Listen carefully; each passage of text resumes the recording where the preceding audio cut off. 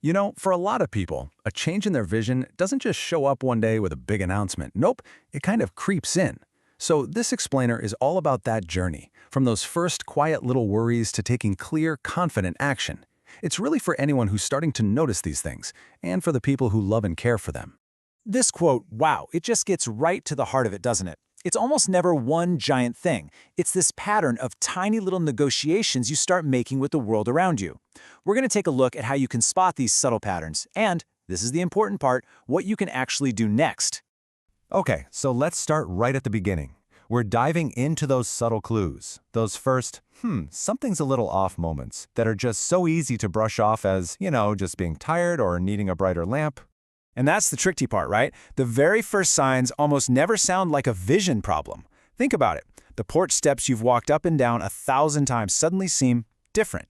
That little hesitation you feel before taking a step, that's often a tiny shift in your depth perception, and it's one of the earliest clues you can get. Oh, this one hits home for so many. It's not really about things being blurry in the classic sense. It's more like a softness. It's called contrast loss, and it can make the world feel like you're looking through a slightly fogged-up window. You might even pass a standard eye chart test with flying colors, but then find it really hard to recognize a familiar face across the room. And then there's night driving. For a lot of folks, this is where things become impossible to ignore. And it's not just about what you can see, is it? It's about how fast you can react, about your confidence behind the wheel. It's about how much mental energy it takes just to drive to the grocery store after dark. What a perfect way to describe it. Headlights bloom. That's exactly what it feels like. So when you hear someone say they're starting to avoid the highway at night, listen up.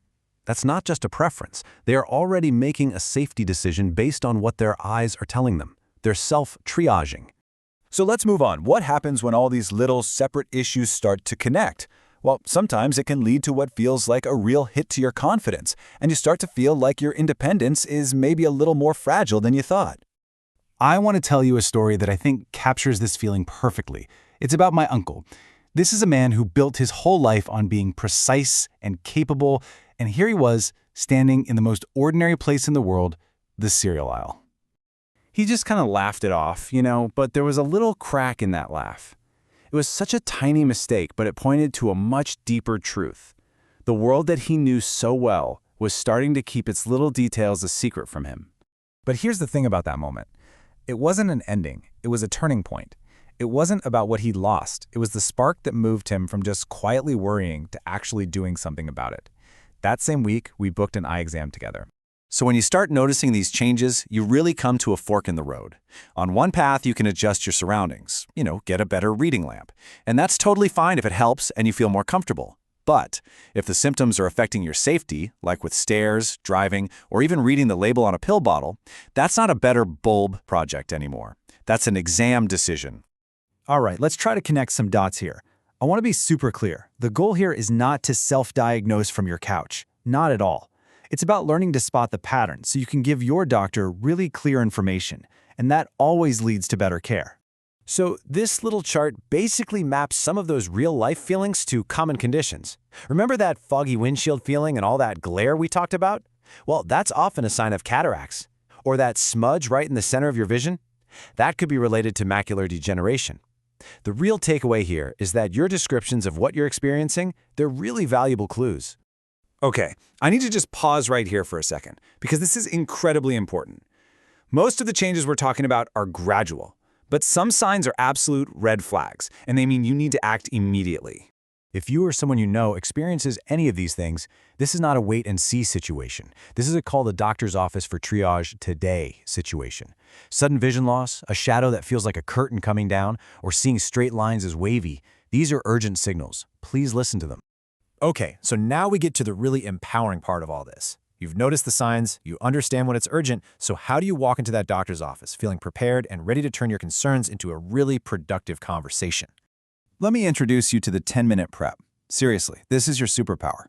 You know how when you're in a doctor's office, your memory can suddenly get stage fright?